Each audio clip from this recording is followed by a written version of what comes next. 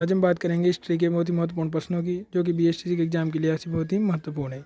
प्रश्न दिया हुआ है कि चेलावास का युद्ध, जिसे गोरोकालो का युद्ध भी कहा जाता है, कब हुआ। ऑप्शन दिए हुए हैं 18 सितंबर 1957, दूसरा ऑप्शन है 18 सितंबर 1857, तीसरा ऑप्शन है 8 सितंबर 1857, चौथा ऑप्शन है 8 सितंबर 1957। तो इसका ऑप्शन कौन सा हो जाएगा? ऑप्शन नंबर बी इसका राइट आंसर है कि चेलावास का युद्ध, जिसे गोरोकालो का युद्ध भी कहा जाता है, कब हुआ? 18 सितंबर 1857 को। बितोड़ा का पूछता है, बितोड़ा का कौन सा है? बितोड़ा का 8 सितंबर 1857 को हुआ है। प्रश्न नंबर दूसरा अगला है कि किसके शासनकाल में अल मसूदी भारत आया? किसके शासनकाल में अल मसूदी भारत आया? ऑप्शन दिए हुए हैं महेंद्रपाल, महिपाल, मीर भोज या रज्जिल। तो इसका राइट आंसर है महिपाल। महिपाल के शासनकाल में अल मसूदी भारत आया। अगला प्रश्न है कि निम्न में से कौन सा युग्म असंगत, यानी कि हमें देखना है कि कौन सा युग्म असंगत है। तो दिया हुआ है, एक तरफ तो है स्टेट एजेंसी और एक तरफ पॉलिटिकल एजेंसी दिए हुए हैं। Mewar Rajputana state agency Morrison, पूर्वी राजपूताना स्टेट एजेंसी बर्टन, पश्चिम राजपूताना स्टेट एजेंसी मैकमोसन और लास्ट है Jaipur Rajputana state agency colonel Eden. तो देखिए, Jaipur Rajputana state agency Eden है, सही है। पश्चिम राजपूताना स्टेट मैकमोसन, ये भी सही है। पूर्वी राजपूताना स्टेट एजेंसी का बर्टन, ये भी सही है। लेकिन मेवाड़ राजपूताना स्टेट मॉरिसन नहीं है। कौन है इसका? सावर्स है। कौन है? मेजर सावर्स इसका पॉलिटिकल एजेंसी किसका? मेवाड़ का। तो कौन सा ऑप्शन? ऑप्शन नंबर ए सही हो जाएगा। उसके बाद अगला बात करते हैं प्रश्न की। प्रश्न नंबर 24 है कि अजमेर में कला एवं साहित्य विभाग का गठन किसने किया? प्रश्न दिए हुए हैं कि बीसल देव, पृथ्वीराज चौहान तरते, अजयराज और पद्मनाभ। तो देखिए, कला एवं साहित्य विभाग का गठन करने वाला कौन था? पृथ्वीराज चौहान तरते था। उसके बाद प्रश्न नंबर अगला है कि अलाउद्दीन खिलजी ने किसके नेतृत्व में जालोर पर आक्रमण किया? किसके नेतृत्व में किया? तो कमालुद्दीन के नेतृत्व में किया। और किस पर किया था? कानड़ देव पर। कानड़ देव पर किया था। वीरमदेव और कानड़ देव। वीरमदेव कौन था? कानड़ देव का पुत्र था। और कानड़ देव कौन थे? जालोर के शासक थे। और किसके नेतृत्व में? कमालुद्दीन के नेतृत्व में किसने? अलाउद्दीन खिलजी ने आक्रमण किया। उसका अगला प्रश्न है कि राजस्थान के इतिहास के पिता किसे कहा जाता है? प्रश्न ऑप्शन दिए हुए हैं colonel James Tod, colonel James Bond, colonel James Faulkner, colonel James Tod और जॉर्ज थॉमस। तो देखो, राजस्थान के इतिहास के पिता माँ कहो या पिता कहो, कौन है? Colonel James Tod. ये कौन है? Colonel James Tod. इनका राजस्थान के इतिहास में बहुत महत्वपूर्ण योगदान। इसका ऑप्शन हो जाएगा सी। अगला है कि तिरिया तेल हमीर हट चढ़े न दूजी बार, ये पंक्ति किस राजा से संबंधित है? ऑप्शन दिए हुए राणा हमीर, दूसरा ऑप्शन हमीर देव, तीसरा ऑप्शन रावल रतन सिंह, चौथा है पृथ्वीराज चौहान। तो देखिए, राणा हमीर और हमीर देव बच्चे काफ़ी कंफ्यूज होते हैं, लेकिन आपको ये बात नहीं भूलनी, हमीर देव ये चौहान है। कौन है? हमीर देव चौहान है, ध्यान रखना। और ये राणा हमीर देव मेवाड़ का है। ये हमीर देव चौहान है, रणथंभौर का है। और किससे संबंधित है? हमीर देव चौहान से संबंधित है। तिरिया तेल हमीर हट चढ़े न दूजी बार पंक्ति। उसके बाद अगला प्रश्न है कि 1857 की क्रांति के समय राजस्थान की किन सैनिक छावनियों ने भाग नहीं लिया था?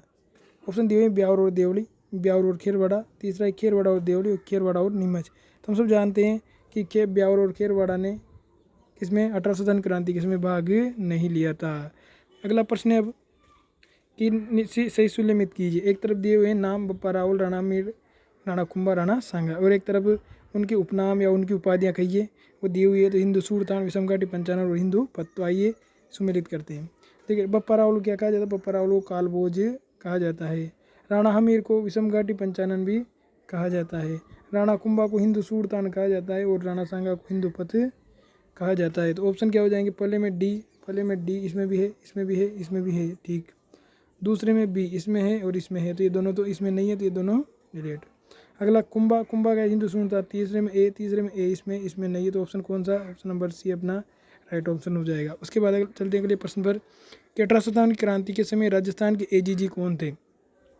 राजस्थान के एजीजी कौन थे? एजीजी सब जानते, पेट्रिक लॉरेंस। सबसे सिंपल क्वेश्चन है, राजस्थान पेट्रिक लॉरेंस राजस्थान के एजीजी थे। उसके बाद प्रश्न नंबर 31 है कि सैनिकों का भग्नावेश किसे कहा जाता है? यानी कि देखो, शरीर हरदम लड़ने के लिए तैयार रहने वाला और हमेशा शरीर पर घाव रहने के कारण सैनिकों का भग्नावेश कहा जाता है। किसे कहा जाता है? तो राणा सांगा को। किसे कहा जाता है? राणा सांगा को कहा जाता है। तो ऑप्शन नंबर 20 का राइट आंसर होगा। उसके बाद चलते हैं अगले प्रश्न पर कि एकलिंग मात में किसके द्वारा लिखी गई है? तो ये आपके लिए होमवर्क है। हर प्रश्न में हम होमवर्क देते हैं, इसमें आपके लिए ये होमवर्क है कि आप बताइए कमेंट करके कि एकलिंगनाथ मात में किसने लिखी है। उसके बाद अगला प्रश्न है कि राजस्थान में सबसे ज़्यादा सुनियोजित एवं सुनियंत्रित क्रांति कहाँ हुई? ऑप्शन दिए हुए हैं कोटा, आह्वा, नसीराबाद या टोंक। तो हमसे ज़्यादा सुनियोजित और सुनियंत्रित पूछे तो क्या लगाना है? कोटा लगाना है। और अगर सबसे पहले पूछे तब तो नसीराबाद लगाना है। लेकिन सुनियोजित और सुनियंत्रित क्रांति कहाँ हुई? कोटा में हुई है। उस पर अगला प्रश्न है कि राजस्थान के 1857 की क्रांति में भाग लेने वाले लोक देवता तो कौन से हैं? डूंगर, ऑप्शन दिया डूंगर जी जवाहर जी, आलम जी मामा देव जी, सी है रणभू जी और डी है बालक जी मदन जी। तो हमसे जानते ये ध्यान रखना है कि डूंग जी जवाहर जी ये क्या है, ये 1857 क्रांति के लोक देवता माने जाते हैं क्योंकि इन्होंने 1857 की क्रांति में भाग लिया था, अमीरों से धन छीन के गरीबों में बांटा था। इस वजह से ये शेखावाटी क्षेत्र में लोक देवता के रूप में पूजे जाते हैं डूंग जी और जवाहर जी, यानी 1857 की क्रांति के लोक देवता कहा जाता है। उसका अगला प्रश्न है कि चलो दिल्ली मारो फिरंगी का नारा किस छावनी द्वारा दिया गया? चलो दिल्ली और मारो फिरंगी का नारा किस छावनी द्वारा दिया गया? ऑप्शन है नीमच, एरनपुरा, नसीराबाद और खेरवाड़ा। कौन सा नारा चलो दिल्ली मारो फिरंगी किसके द्वारा दिया गया है? ऑप्शन से होगा एरनपुरा छावनी द्वारा दिया गया है। तो आज हमने हिस्ट्री के बहुत महत्वपूर्ण प्रश्न किए हैं। अगली वीडियो में हम और कुछ महत्वपूर्ण प्रश्न लेके आएंगे। आपने अगर हमारा चैनल सब्सक्राइब नहीं किया है तो हमारा चैनल सब्सक्राइब करें और हमने जो होमवर्क दे रखे हैं वीडियो में उसको देखें और उनको सर्च करके अगर आपको याद है तो कमेंट जरूर करें।